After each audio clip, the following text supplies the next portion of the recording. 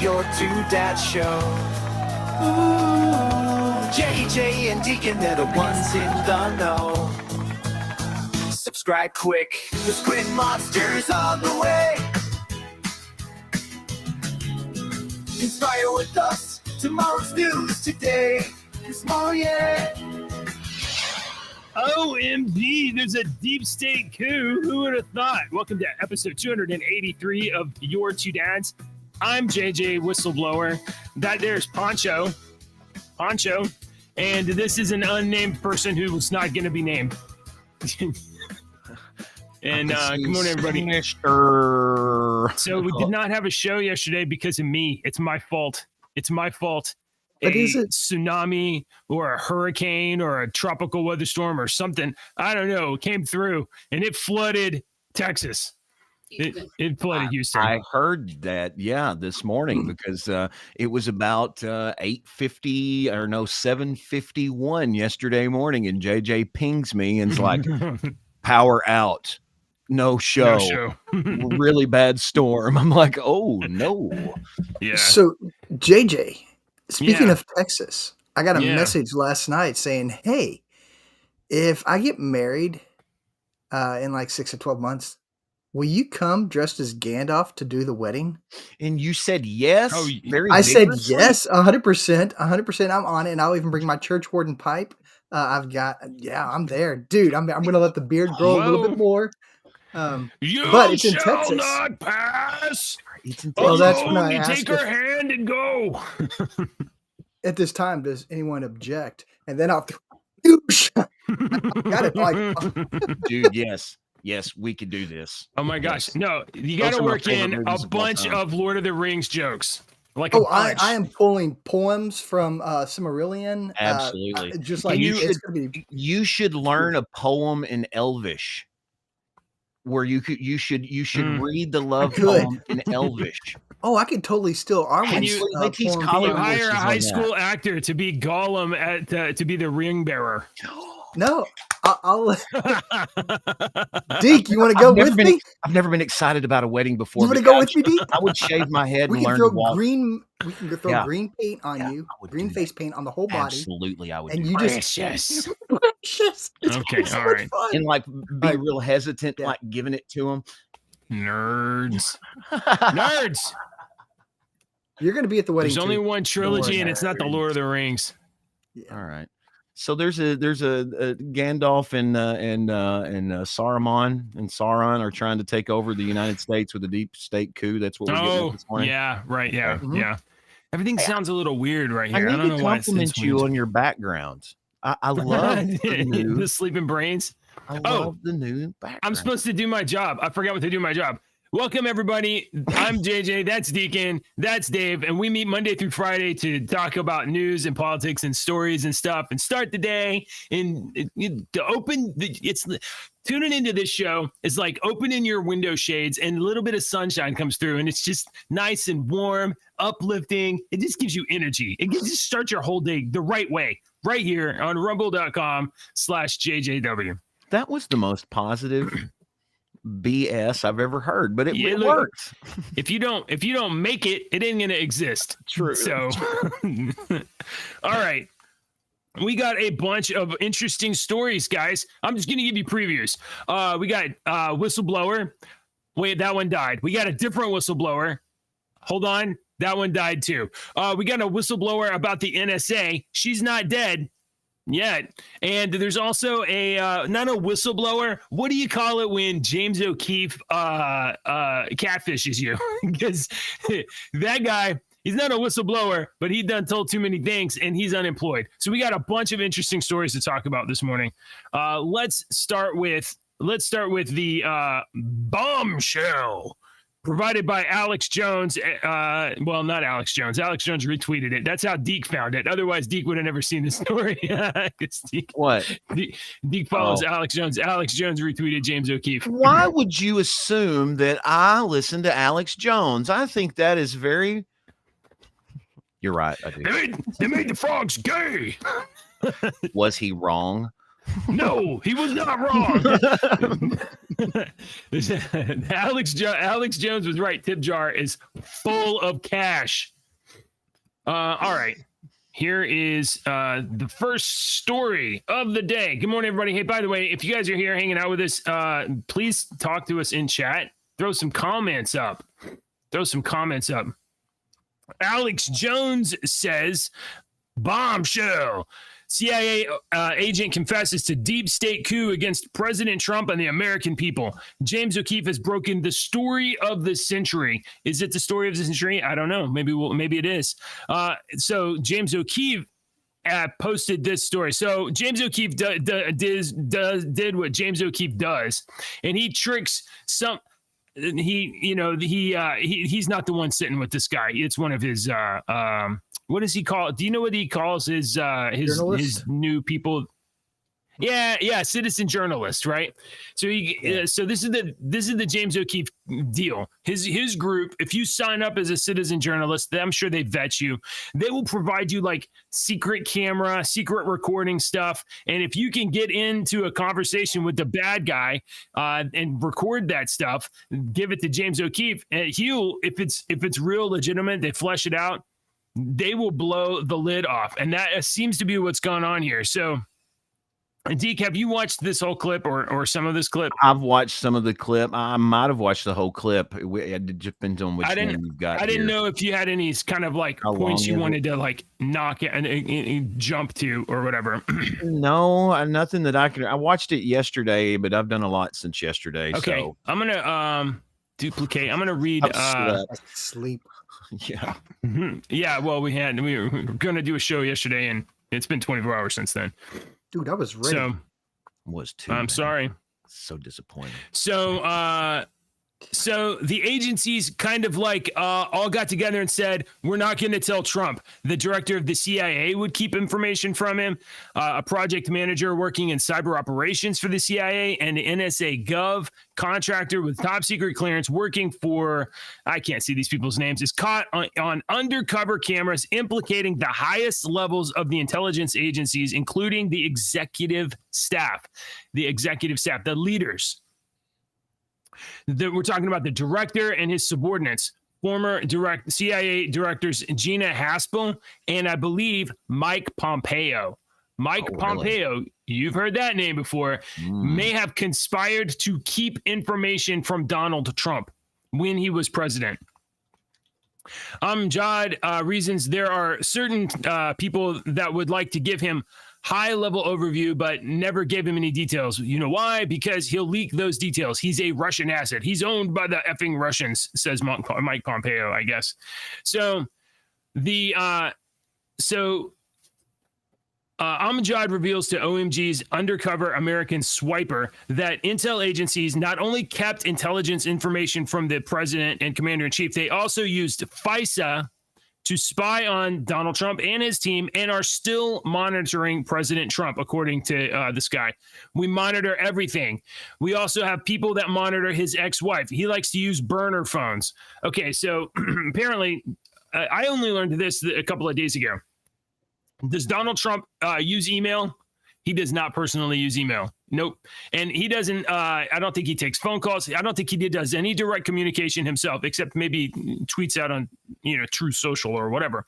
According to this guy, who I don't know if is valid or not, apparently Donald Trump has a penchant for using burner phones when he calls people, like his ex-wife, if he's going to like talk to him. And since he uses burner phones, that really frustrated the deep state because, they can't tap your phone if you keep getting a new phone. So what do? They listen in on the person you're calling.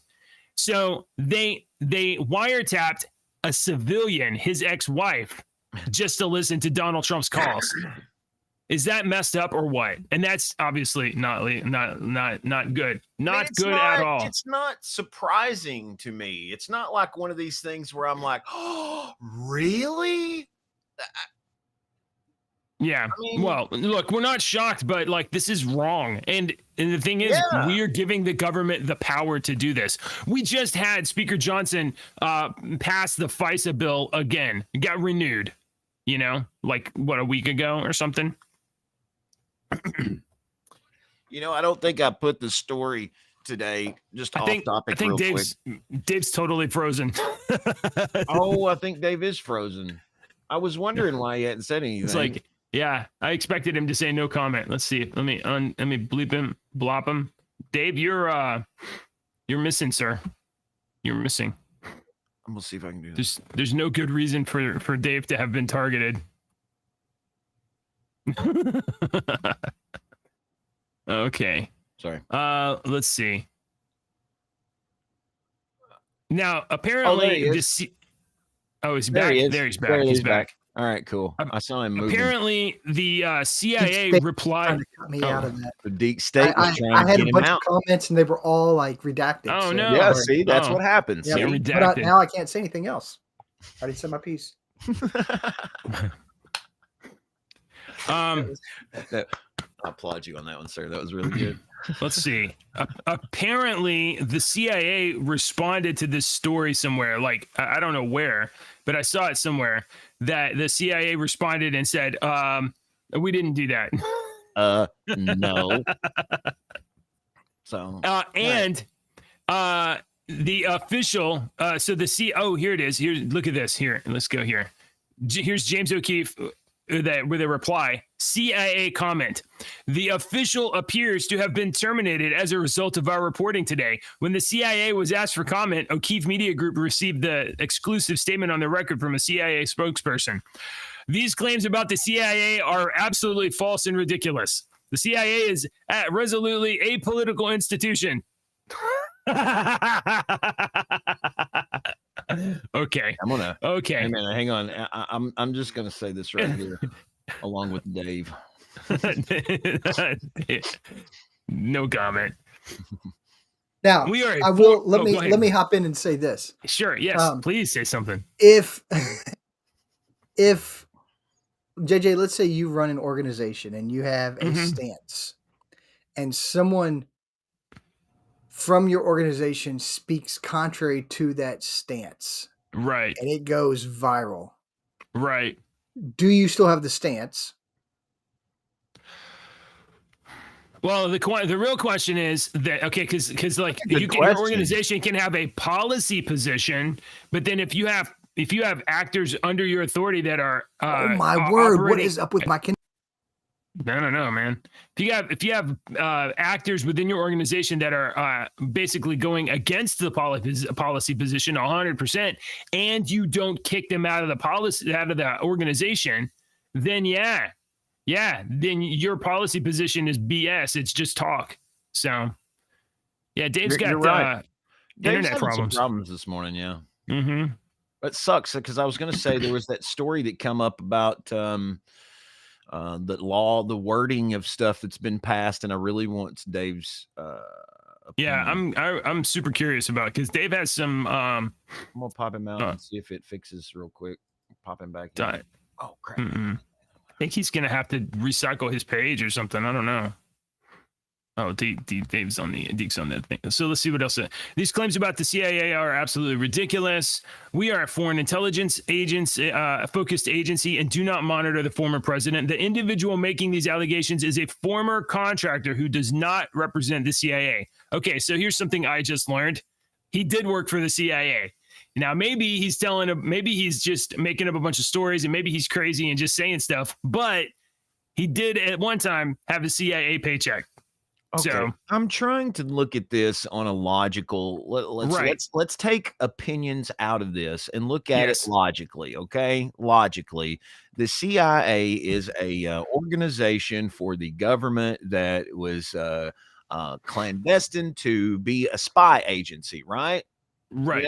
And so if we were the government and we were over, we would want some sort of, that's just from a storyteller standpoint. If I'm making a medieval kingdom, what happened today? I don't know. He's having issues. Yeah.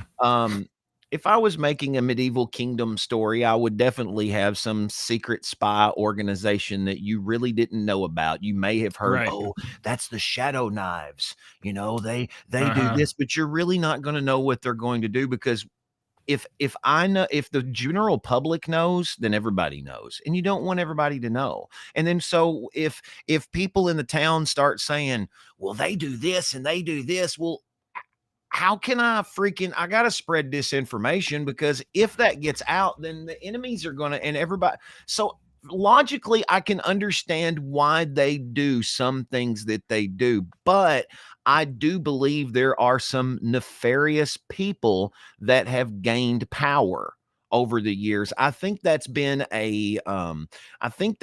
one of the major pieces.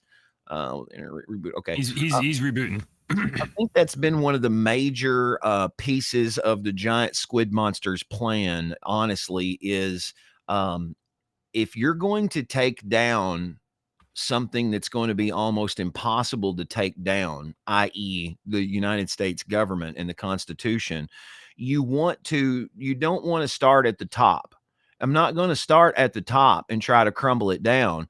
I'm going to slowly insert my people in these little bitty towns and giant towns, and get my people inserted into certain places that can do the things that they do. And it's going to take a long time. And you can slowly infect it's like a virus. You can slowly infect it and completely take over. You don't start at the top and start hammering down. That's impossible. You're facing a freaking impossible task. If you start from the bottom and have a little bit of freaking patience and do it patiently, well, and that's what's been done, because we've got stories in here today about that very same thing.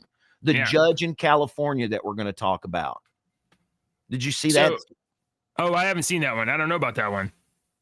I have another deep state one like that we're going to get to in California. It was Seattle, that judge in Seattle.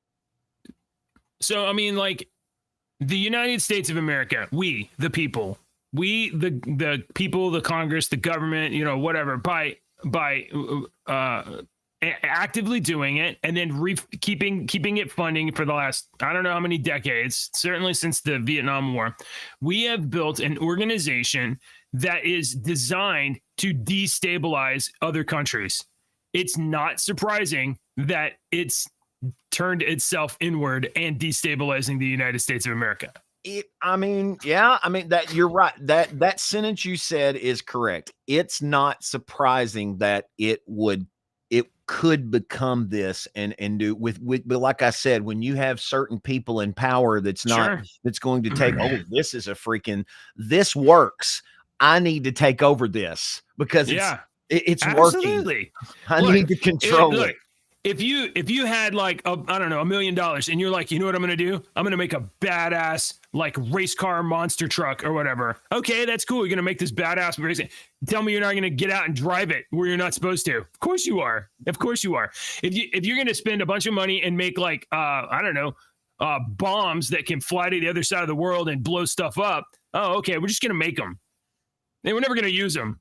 Okay, so it's the same thing. we made an organization that destroys countries. Did you change shirts, Dave? That is the Dave doppelganger. That's a Davelganger. That's a Davelganger. You know what? Davelganger is not a word. We're not going to use that word. That word sounds gross. We're not going to do that word. I like that word. No Davelgangers. Okay.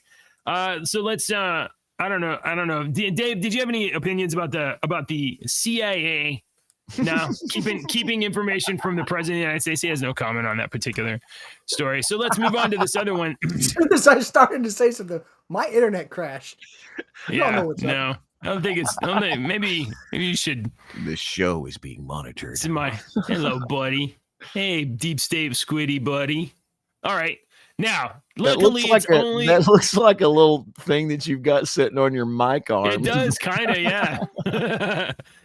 Luckily, it's only the CIA that we have to worry about. We've got a bunch of other government, and they're all good. The CIA, they got some bad apples in there. It's only those guys. Except from, according to this lady, there might also be we'll check this out. Now, this is from Paul Thacker. Let's see. Can I see his bio without opening his page?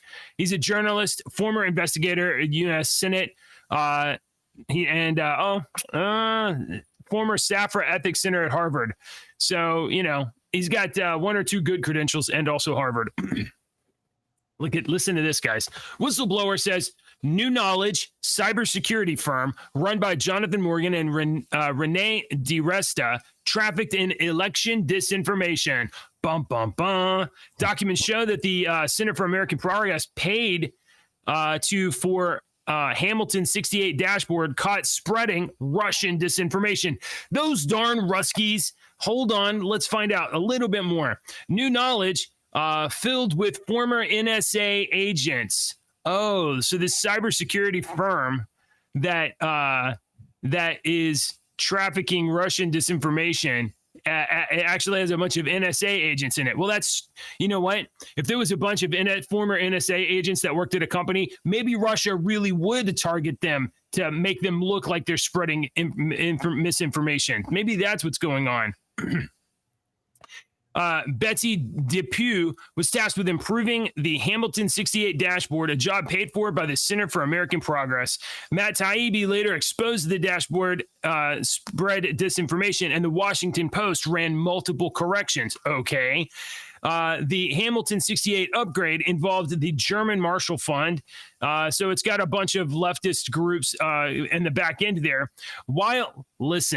While updating the Hamilton 68 dashboard, Depew began tracking Russian disinformation in an Alabama Senate race, not realizing the New Knowledge organization was actually creating the disinformation bots. In the office, the people called it the Alabama Project. The NSA, running a cybersecurity firm, made fake Russian disinformation bots to influence a U.S. election and called it the Alabama Project.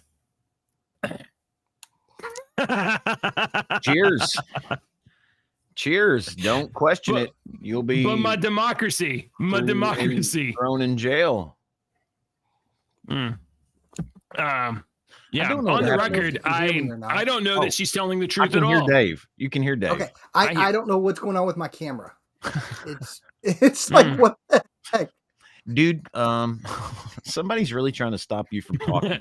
Is there a man with a bag in your office right now? I'm blinking and you can't read my blink. Blink 3 times. That's what I was going to say, but you can't. Dave, I'm going to need to see proof of life, sir. All right. We can still hear Dave at least. Yeah. Okay. Wow. So this is super interesting. Well, what's scary about this is that what's going to be done? What is going to be done about it? What is going to be done?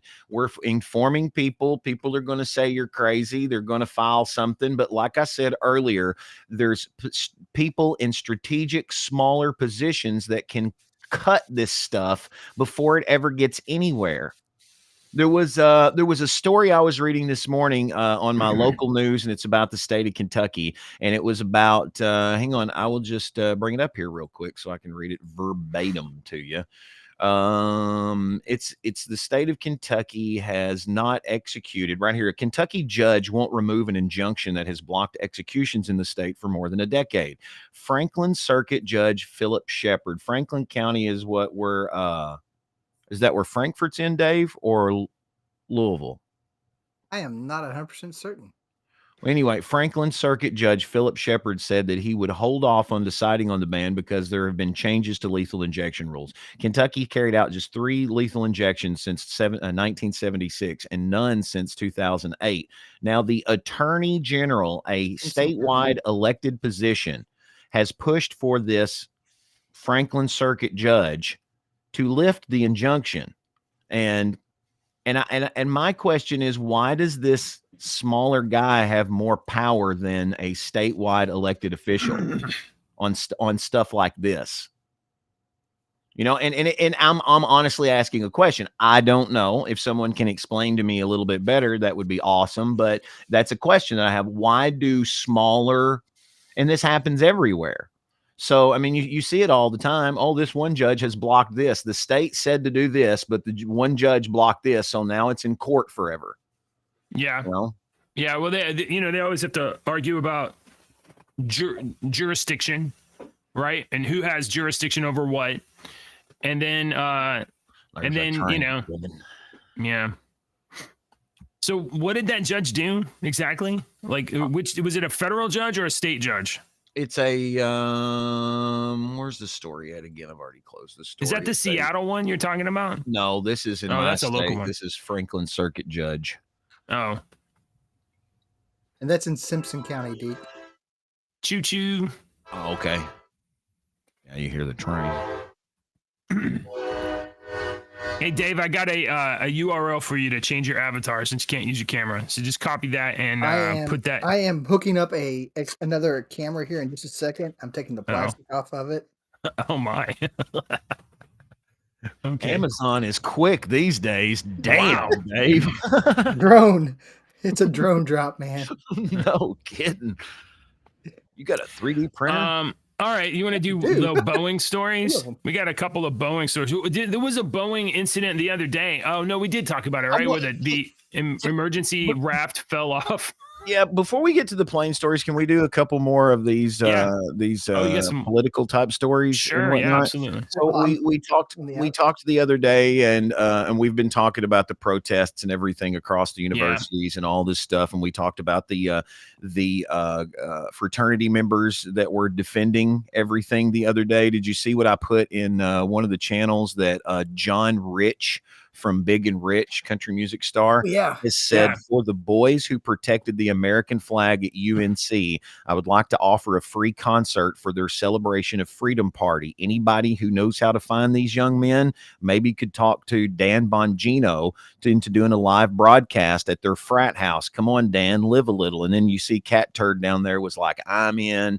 And so somebody tagged that guy, the guy that we mentioned on the show that was saying all that tweet. They tagged him. So I don't know what has become of that, but I thought that was pretty cool for those kids that did that. Cause that kid that posted that was his parents were immigrants. He's a first generation immigrant, first generation over here. Rich's parents are immigrants. No, that kid that we talked about the other day. Oh yeah, no. I remember that we talked about that. Yeah, I don't know about John Rich. And so it's continuing with the take that. How do you get that off the screen? I don't know how to do that anymore. Oh, that was me. Was that me? Good. That's me. Yeah, but I used to think that I could take not campus life. There you go. I used to think I could get those off the screen because if I try to pull my screen up, it can't. So this is still from talking about the protests and everything is getting nasty. I just want to let you look at this video. This is both sides of the protest. Okay. Okay. So we got you got the people that are saying free Palestine. Right. I mean, that's what's happening across these campuses, right? Free Palestine. And then you have the people that are coming out and being like, no, don't destroy Israel. So you have the Israel counter protesters. That's the conflict we're having across campuses. Okay, go ahead. Right. Shoot. So here. Let me rewind it here.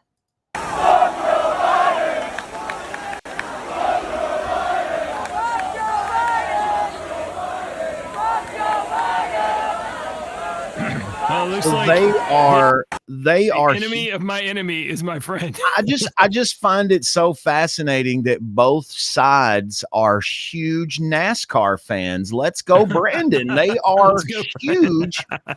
I wouldn't have believed that Palestinians and Israel were NASCAR fans. That was just blew my mind there. I was for sure.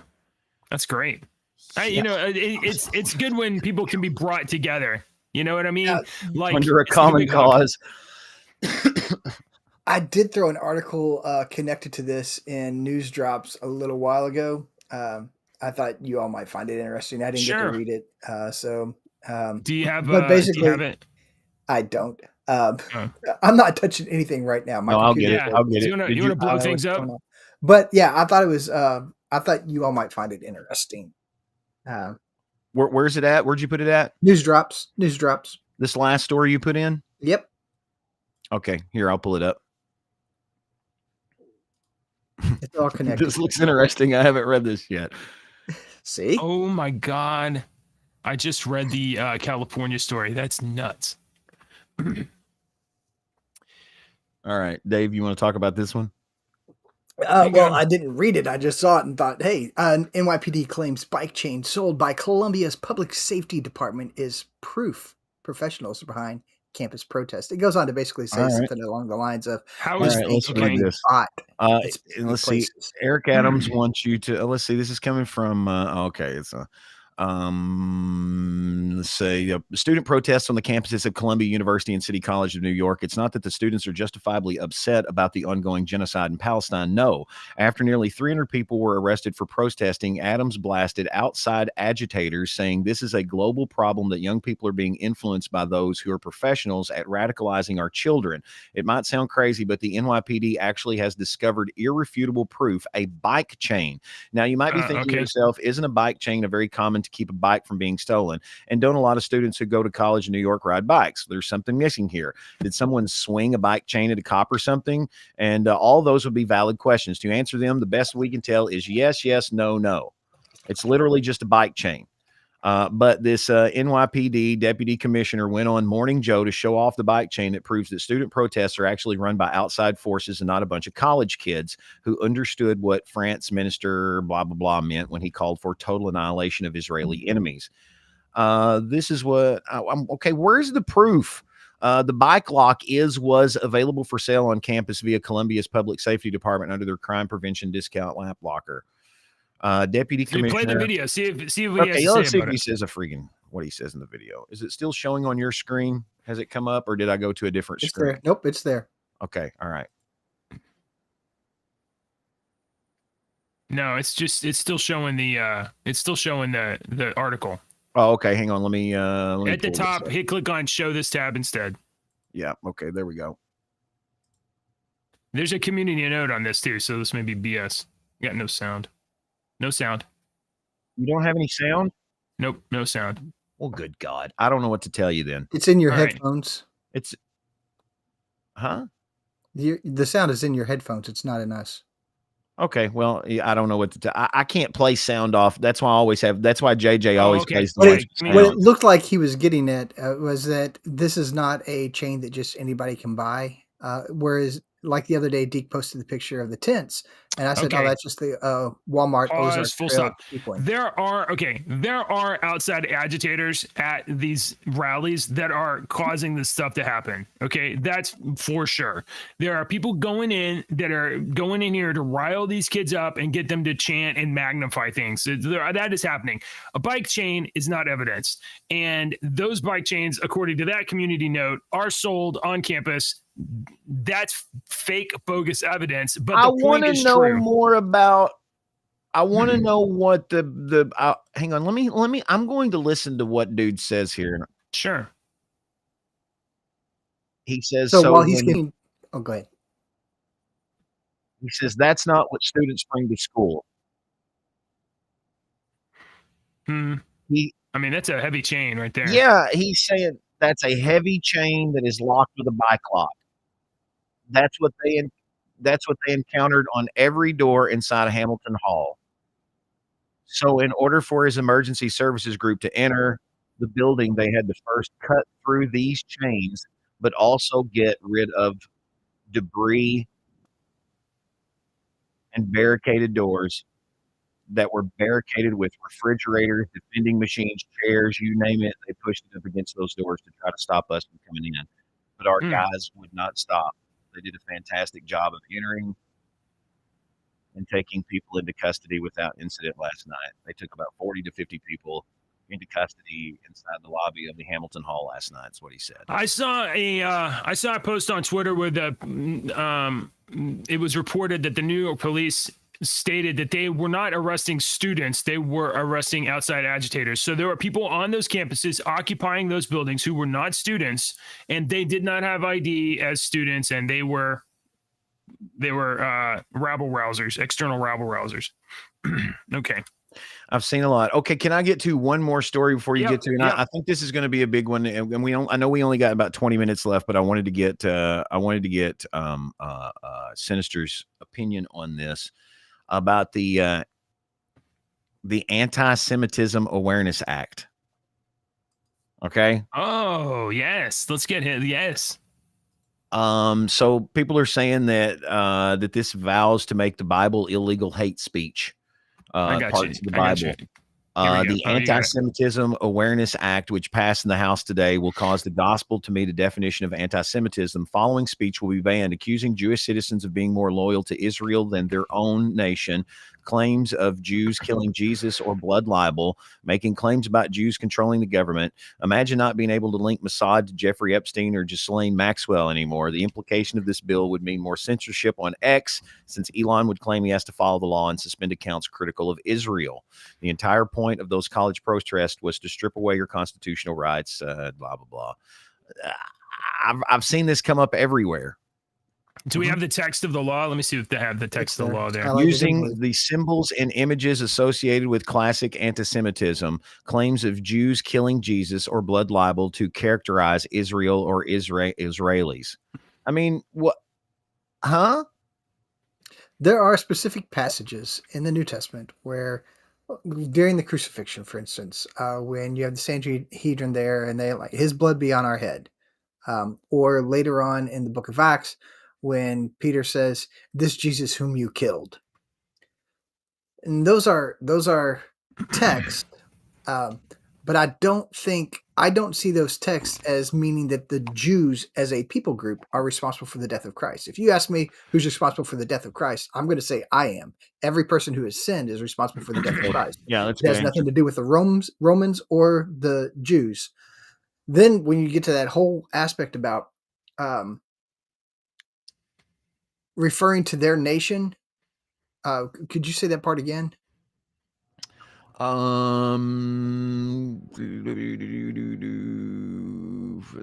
Accusing Jewish citizens of being more loyal to Israel than their own. That part gets really, really dicey. I mean, you have a whole subset of America's culture that are referred to as African American. And I mean, right, here's what it says. Actually, it says number 6. It says accusing Jewish citizens of being more loyal to Israel or the alleged properties of Jews worldwide than to the interests of their own nation. So you will get in trouble saying that the Jewish people care more about money or whatever than their own nation. Yeah, that's a no-no now. I don't know if I really have a problem saying that the Jewish people care more about Israel than they do America. Even if they're an American Jew, I don't know if I have a problem with that because that is home. That's tradition. I mean, go back and watch Fiddler on the Roof, and you'll get a good sense for. No kidding, man. That was one of our band shows my senior year. Fiddler on the Roof. I didn't know anything about it until we freaking did the band show, and I'm like, wow, yeah, it's awesome. I want to talk to you about that. Yeah. So there's nothing wrong with that tradition, and it's not that not I myself, but if I'm Jewish and I have a higher reverence for Israel than I do America, it's not that I hate America. That's not what is, I think, insinuated. So this law, as you're looking at it, it gets really, really dicey because I think it gives a lot of wiggle room to make it say things that it doesn't. What we have there is a Twitter take on the bill. So what we have here is the actual bill. Okay, this is HR 6090. The Anti-Semitism Awareness Act. That's a short title of 2023. It is the sense of Congress that Title VI of the Civil Rights prohibits discrimination on the basis of race, color, national origin in programs and activities receiving federal financial assistance. While such a title does not cover the discrimination based solely on religion, individuals who face discrimination based on actual or perceived shared ancestry and ethnic characteristics do not lose protection under such title for being members of a group and share a common religion. Discrimination against Jews may give rise to a violation of the title when discrimination is based on race, color, or national origin, which can include discrimination based on perceived shared ancestry. It is the policy of the U.S. to enforce such a title against prohibited forms of discrimination rooted in anti-Semitism as vigorously as against all other forms of discrimination. As noted in the It is critical to increase awareness, understanding of anti-Semitism, improve safety and security for Jewish communities, reverse the normalization of anti-Semitism and counter anti-Semitic discrimination, and expand communication collaboration between communities. Here's some findings, but here's the definition.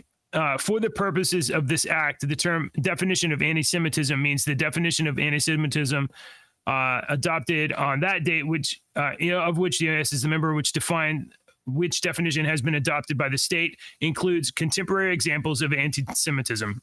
Okay, but here, this is important here. The other rules of the construction: nothing in this act shall be construed to diminish or infringe upon the right of protected under the First Amendment to the construction of the United States of America.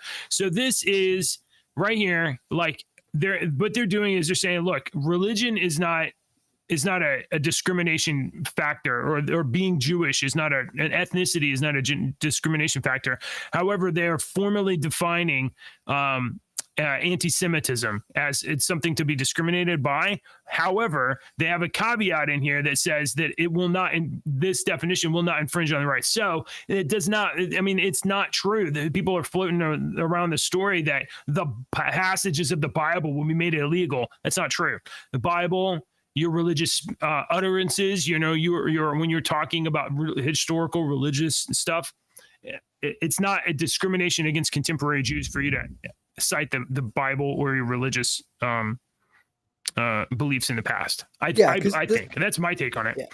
Yeah, it doesn't sound bad. Oops, go away, law. Do you mean that the media has blown something out of proportion, JJ? Is that what the you're media or someone who is read that somebody got some likes out of that on Twitter? Yeah, X platform. All right, but that is interesting. I don't know. Is anti-Semitism on the rise? I mean, like, people have been talking bad about Jews my whole life. Is it on the rise, or is it just at the same level? We're all super you sensitive make a good point. People have been hating on the Jewish people for good 2,000 years or so. Plus. Long time. Yeah, Probably well over longer than that. Well, long time. 3,000-4,000 years. Those people have been hated. Yeah, probably about 4,000 years. So, I mean, that's almost for 4,000 years of hate towards a people. I'm being trying to be logical. I'm not trying to be funny on this, but 4,000 years of hate towards a people, I would honestly think would get into your DNA. Oh, it definitely gets ingrained into your cultural psychology, for sure. It definitely gets ingrained into that. But 4,000 years of doing something, I would think that it's. I always made the comparison of when people say, "Oh, when it's raining outside, I sleep better." Don't you sleep better when it's raining outside? You can hear the rain, you can hear the rumble of the thunderstorm. Doesn't that make you sleep better? My theory is that because a long ass time ago, when it rained, that meant shit wasn't going to come eat your ass, so you could sleep better. It was safe. Everything else was hiding also. Well, that's good. That's true. There's another theory on why humans like fire. We like eating next to fire. Don't matter what it is, but we love eating together next to fire because our ancestors done that for so long, ate around a fire.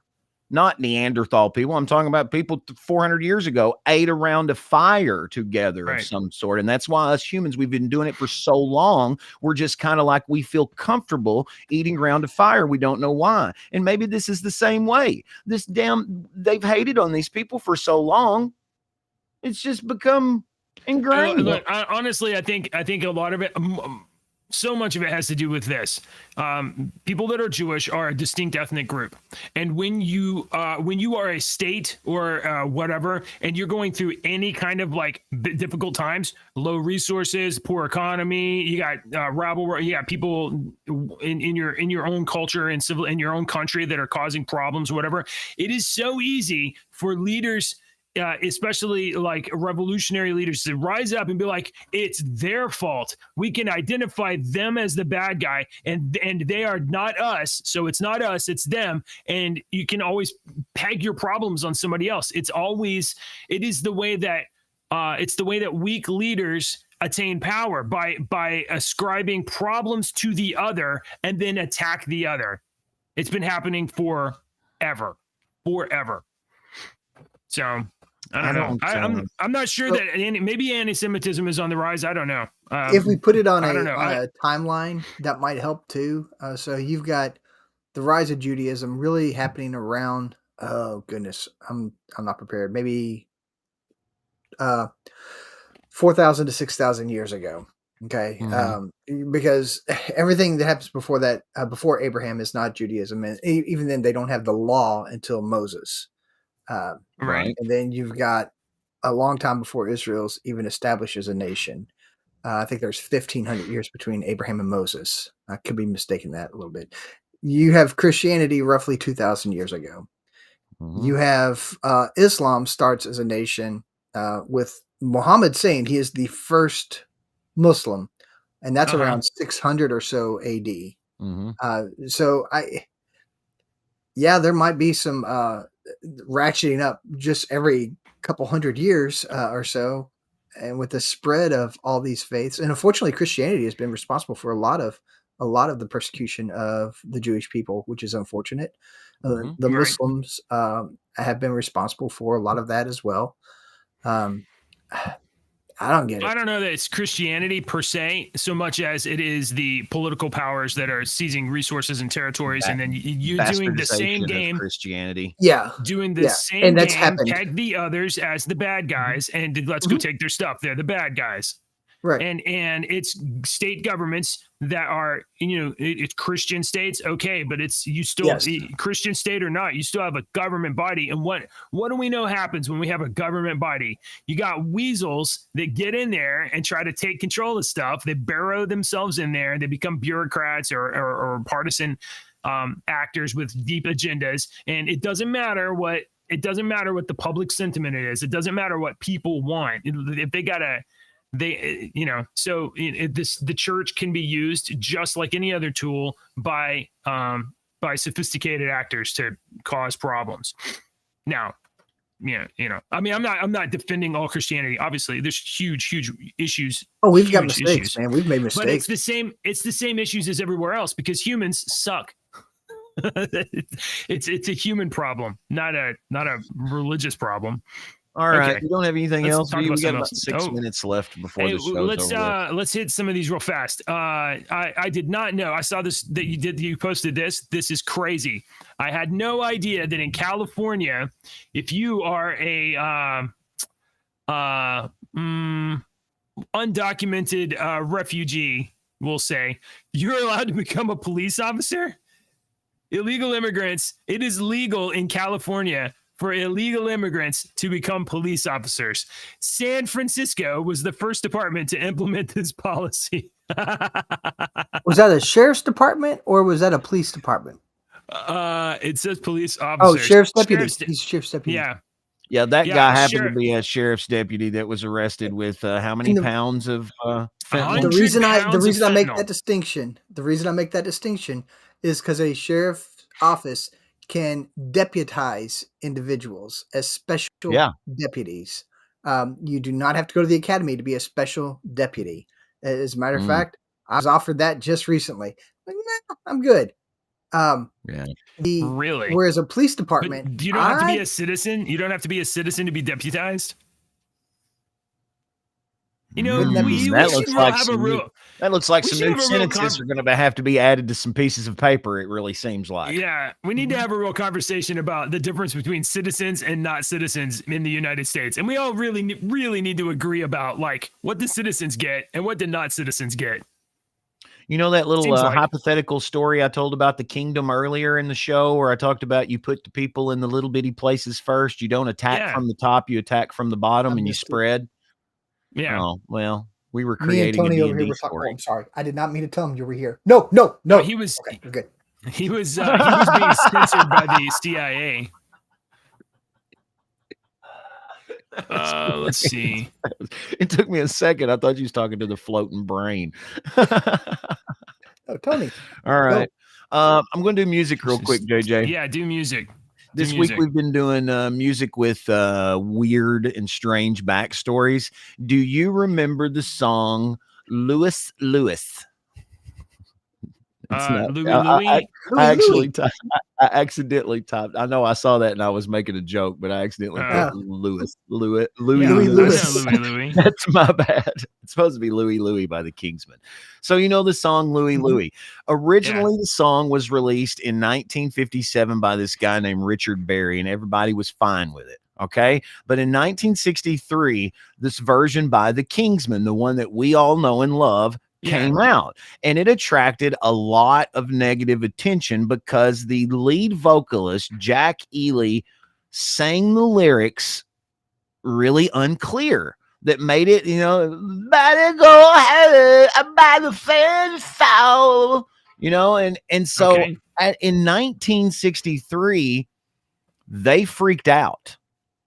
The FBI was called in to investigate this song because they thought that he was trying to he was guilty of interstate transportation of obscene material, that he was saying obscene things in this song. So they actually ran an investigation between February and May of 1964 and concluded that there was no evidence of obscenity. The reason he sings the song that way is because they had just performed a marathon gig the night before, and his voice was completely shot. Right. And he thought at the time when they were doing it, the lead singer thought it was only a rehearsal. So he was just farting around. And the freaking sound guy was recording. They released it. They convinced the Kingsmen to release the recorded song. And that's why an FBI investigated a song, is because he was hoarse and didn't realize they were recording. He was farting around. And to this day, we do not know the lyrics. And to this day, you've got to listen to the Richard Berry version to get the original lyrics. You get to interpret it yourself. You can make him say whatever you want to have heard. Yeah. All right, guys. We end the show every single day, unless we forget. We usually don't. This is the part we remember. We tell jokes. We tell dad jokes at the end of Your Two Dads show. All three of us. And so I got a joke. You guys ready? Why did the lion not eat the clown? Because the clown tasted funny. Yes, that's right. Yes. All right. 67, 68. Yeah, you're right. You got a lot of them. 130s. This lady. Yeah, you guys settle down. This lady that we know recently had twins, and we were very excited. Twins, identical twins. She named one Juan and one Jamal. And so she only keeps a picture of Juan in her purse, because once you've seen Juan, you've seen Jamal. Dude, I'm 2 for 2 today. That's an old one. That's a good I'm 2 for 2 today. So all right. What do you have? I bought a book on like astrology and trying to figure things out, where stars are and everything. I was going through, and cool. I was up all night long trying to figure out where the sun was. And then it dawned on me. Hey,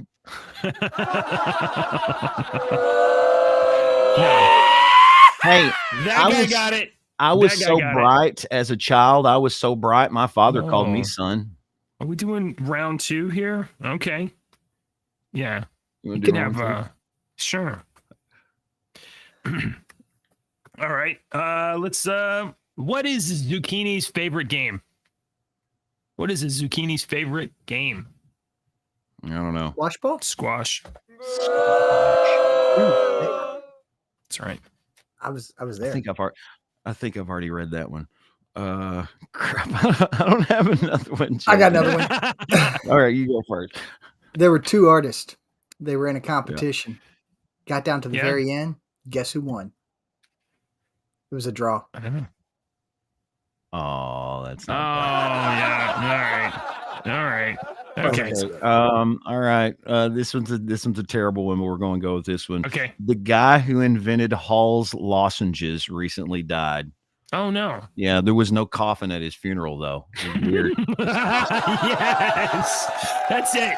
All right, thanks for hanging out, guys. We'll be back next week, Monday through Friday, here on rumble.com/JJW or youtube.com/ Politicians and talking heads lying left and right. You can help us bring facts into the light. Don't let your daughter lose her next swim meet to a psychopath dude with fake teeth. Tune in now to your Tune That Show. JJ and Deacon, they're the ones that know. Subscribe quick, the squid monster's on the way. Conspire with us, tomorrow's news today. Oh, YouTube says we can't say stuff with fake people anymore, so screw